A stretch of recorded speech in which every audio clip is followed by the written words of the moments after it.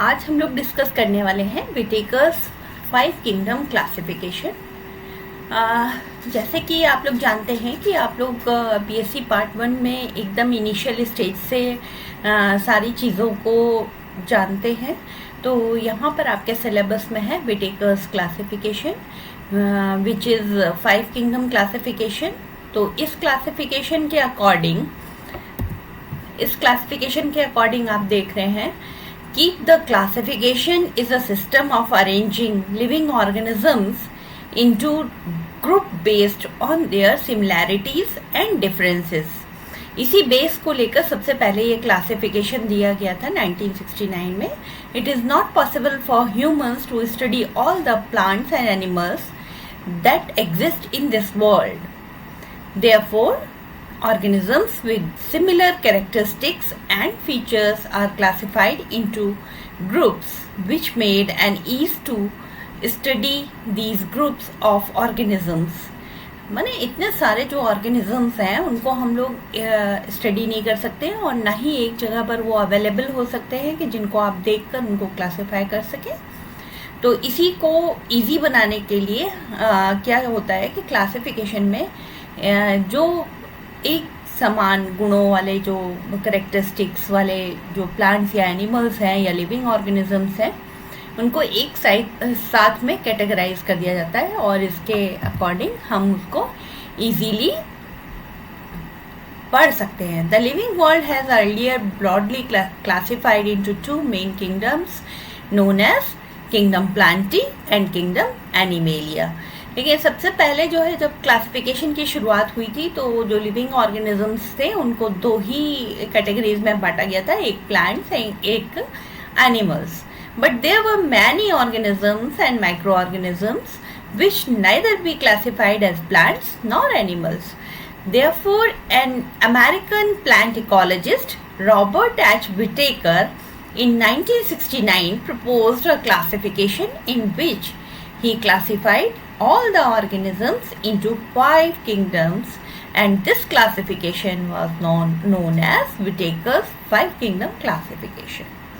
तो सबसे पहले जब 2 कैटेगरीज में इसको डिवाइड किया गया उसके बाद जो है बहुत सारे माइक्रो ऑर्गेनिजम्स और बहुत सारे लिविंग ऑर्गेनिजम्स ऐसे थे जिनको कि ना तो प्लांट्स की कैटेगरीज में रख सकते थे ना ही एनिमल्स की कैटेगरीज में रख सकते थे।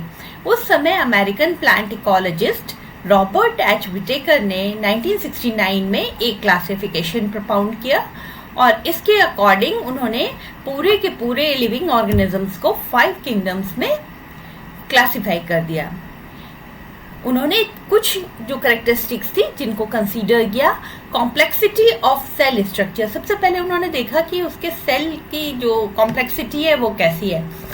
तो यहाँ पर हम जो मेन उनका फीचर था उन्होंने न्यूक्लियस को देखा और कुछ जो ऑर्गेनिजम्स ऐसे थे जिनका जो न्यूक्लियस था वो वेल डेवलप्ड था, न्यूक्लियस था, उसके चारों तरफ न्यूक्लियर मेम्ब्रेन थी और अंदर एक न्यूक्लियोलस हुआ करता था।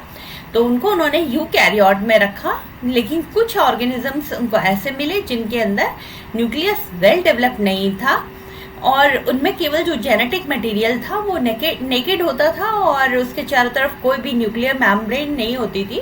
तो ऐसे जो माइक्रो ऑर्गेनिजम्स थे उनको उन्होंने प्रोकैरियोट की कैटेगरी में रख दिया। उसके बाद उन्होंने दूसरा जो फीचर कंसीडर किया, उन्होंने देखा कि complexity of body of organisms कि जो ऑर्गेनिजम्स हैं उनकी बॉडी कैसी है, यूनिसेलुलर है या मल्टी सेलुलर है। यूनिसेलुलर मीन्स एक ही सेल से बनी हुई उनकी प्लांट बॉडी है, माइक्रो ऑर्गेनिज्म की बॉडी है तो उसको यूनिसेलुलर कहा और मल्टी सेलुलर माने एक ऑर्गेनिज्म की बॉडी में बहुत सारी सेल्स अगर प्रेजेंट है तो उसको उन्होंने मल्टी सेलुलर कहा। तीसरी चीज उन्होंने जो ध्यान दी वो था mode of nutrition. Mode of nutrition हम अपने पिछले वीडियो में भी डिस्कस कर चुके हैं, ऑटोट्रॉफ्स और हेटेरोट्रॉफ्स। ऑटोट्रॉफ्स का मतलब होता है कि जो अपना फूड सिंथेसाइज कर सकते हैं, मींस फोटोसिंथेसिस में पार्टिसिपेट करते हैं, या तो वो कुछ माइक्रो ऑर्गेनिजम्स ऐसे भी हैं जो कि कीमोसिंथेसिस में पार्टिसिपेट करते हैं और फूड को सिंथेसाइज करते हैं, वो भी ऑटोट्रॉफ्स की कैटेगरीज में आते हैं। फिर दूसरे हीटरोट्रॉफ्स वो होते हैं जो अपना फूड खुद नहीं बना सकते हैं, खुद सिंथेसाइज नहीं कर सकते हैं और दूसरे ऑर्गेनिजम्स के और दूसरे लिविंग बॉडीज के ऊपर डिपेंडेंट होते हैं अपने फूड के लिए, तो वो सभी हीटरोट्रॉफ्स की कैटेगरी में आते हैं। विटेकर ने जो 5 किंगडम दिए, तो उनका जो पहला किंगडम था वो kingdom Monera. It includes microscopic unicellular और single celled micro organisms. Micro organisms word इसलिए मैंने यूज कर लिया क्योंकि जो है वो माइक्रोस्कोपिक होते थे, तो ये जो ऑर्गेनिजम्स थे इनको हम माइक्रो ऑर्गेनिजम्स कह सकते हैं। With a cell wall with no nucleus, a poorly developed nucleoid is present which contains the genetic material. इस कैटेगरी के अंदर वो सभी माइक्रोस्कोपिक यूनिसेलुलर और सिंगल सेल्ड माइक्रो ऑर्गेनिजम्स को रखा गया जिनके जो सेल वॉल थी,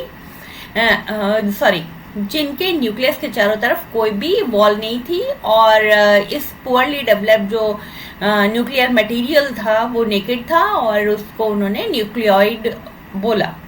तो ये जो नेकेड जेनेटिक मटेरियल वाले थे ऑर्गेनिजम्स, उसका बहुत अच्छा एग्जाम्पल है bacteria. Next, kingdom protista. It includes single celled organisms with a well developed nucleus. और जो मोनेरा में वो थे जिनके न्यूक्लियस वेल डेवलप्ड नहीं थे, लेकिन यहाँ पर जो प्रोटिस्टा में रखा उन्होंने ये भी सिंगल सेल्ड थे, पर इनका जो न्यूक्लियस था वो बहुत अच्छे से डेवलप्ड था।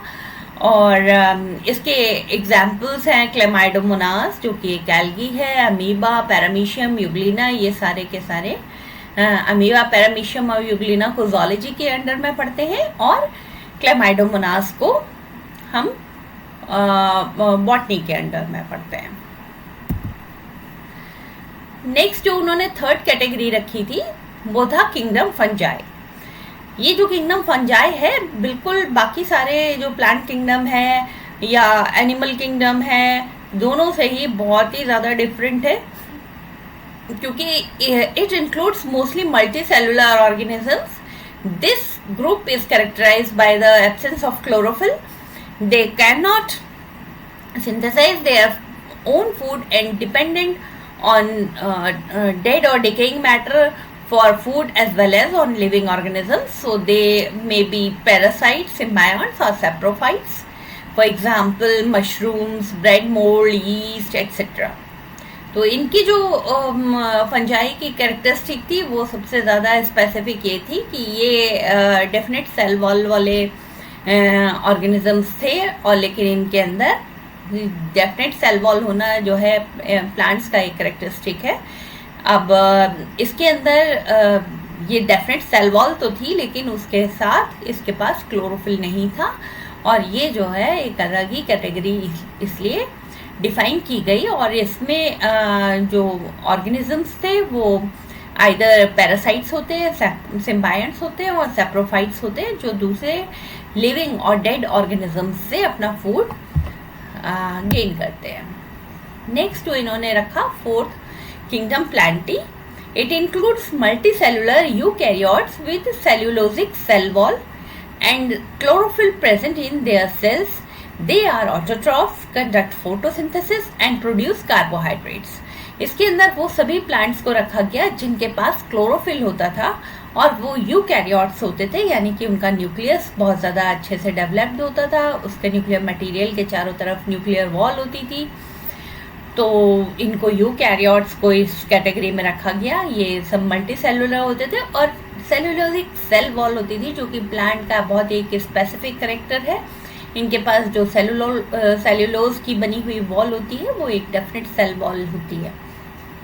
और ये सारे जो प्लांट्स हैं वो क्या करते हैं, फोटोसिंथेसिस करते हैं और फूड सिंथेसाइज करते हैं। नेक्स्ट जो उन्होंने फिफ्थ कैटेगरी रखी वो था kingdom animalia. It includes all multicellular animals with heterotrophic mode of nutrition and devoid of definite cell wall. इनके पास डेफिनेट सेल वॉल नहीं होती है, लेकिन जो है ये सारे के सारे हीटरोट्रॉफिक होते हैं। ये इनके पास क्लोरोफिल नहीं होता और ये अपना फूड सिंथेसाइज नहीं कर सकते हैं। और इनको एनिमल्स की कैटेगरी में रखा जाता है क्योंकि इनके पास एक नर्वस सिस्टम होता है और सेंस ऑर्गन्स होते हैं, जो कि प्लांट्स के अंदर नहीं मिलता है ये कैरेक्टर। और इसके साथ ही ये एक प्लेस से दूसरी प्लेस पर आ जा सकते हैं, इनके पास मोड ऑफ लोकोमोशन होता है। The animals are classified into two groups. The invertebrates is the group of animals without backbones, while vertebrates are those animals which have backbones। यानी कि बहुत सारे एनिमल्स ऐसे देखे गए जिनके पास बैकबोन नहीं होती थी, जिसमें मुलस्क आते हैं, इंसेक्ट्स आते हैं, अमीबा, पैरामीशियम, ये सब आते हैं, तो उनके पास कोई बैकबोन नहीं होती है। पर दूसरी तरफ कुछ एनिमल्स ऐसे हैं जिनके पास बैकबोन होती है, जैसे कि रैबिट है, कैट है, और ह्यूमन इटसेल्फ भी इसी कैटेगरी में आते हैं, वर्टिब्रेट्स की कैटेगरी में। तो इस तरीके से ये 5 किंगडम क्लासिफिकेशन विटेकर ने दिया था, और ये आप लोग के सिलेबस में है, इसलिए आप लोग को इसको देखना बहुत ज़्यादा इम्पोर्टेंट है। और यहीं पर मैं आप लोग को एक बात और क्लियर कर देना चाहती हूँ बच्चों, क्योंकि अभी आप 12th से आते हैं और 12th में आप लोग पढ़ते हैं बायोलॉजी। तो जो बायोलॉजी है, बायोलॉजी में आप लोग देखते हैं कि प्लांट्स और एनिमल्स आप दोनों पढ़ते हैं, यानी बॉटनी एंड ज़ूलॉजी आप दोनों पढ़ते हैं, जिसको मिलाकर के एक सब्जेक्ट होता है बायोलॉजी, जिसको हम हिंदी में जीव विज्ञान कहते हैं। लेकिन जैसे ही आप ग्रेजुएशन में आते हैं तो बायोलॉजी के 2 पार्ट्स हो जाते हैं। पहला पार्ट होता है बॉटनी और दूसरा पार्ट होता है ज़ूलॉजी। तो बॉटनी को हम हिंदी में कहते हैं वनस्पति विज्ञान, जिसमें आप प्लांट्स के बारे में पढ़ते हैं, और जो दूसरा ग्रुप है ज़ूलॉजी, आप उसको बोलते हैं जंतु विज्ञान। जंतु विज्ञान का मतलब है जिसमें आप एनिमल्स को पढ़ेंगे। Okay, thank you.